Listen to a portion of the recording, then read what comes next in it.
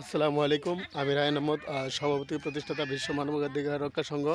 আজকে আমি আপনাদের সামনে এসেছি আটলা গ্রামের লাইটাপাড়া মানুষের কৃষিকাজ এবং তারা কম্বাইন্ড হারভেস্টার দিয়ে কৃষিকাজ শুরু করছে।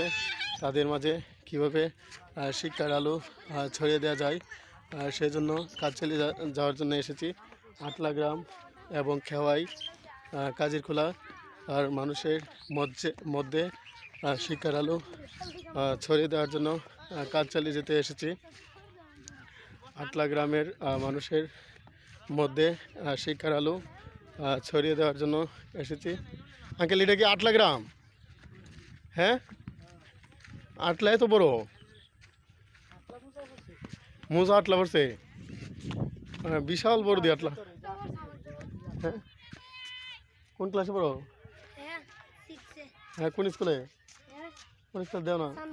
সানভু স্কুল? না না না, এই তো না, মুরুক্ষ বলে।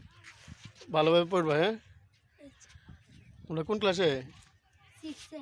ভালোভাবে পড়ো নি? রুলং কত? রুল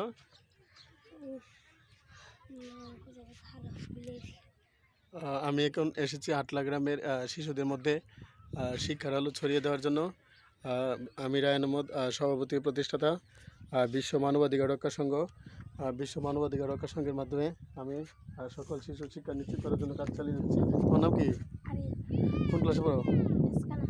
হ্যাঁ, মাদ্রাসার নাম কি? এটা কোথায়? হলাপাড়া। আর বাড়ি আটলা না? বাড়ি কোথায়? আর তোমার নাম কি? দাঁড়াও, নাইম। এদিকে ডর আজকে তোরা। আমি শিশু শিক্ষা নিশ্চিত করার জন্য কাজ চালিয়ে যাচ্ছি। সারা বিশ্বের সকল জীব, সকল প্রাণী ও সকল মানুষের মৌলিক মানবাধিকার নিশ্চিত করার জন্য কাজ চালিয়ে যাচ্ছি। তোমার নাম কি? কোন ক্লাসে পড়ো? রোল নং কত?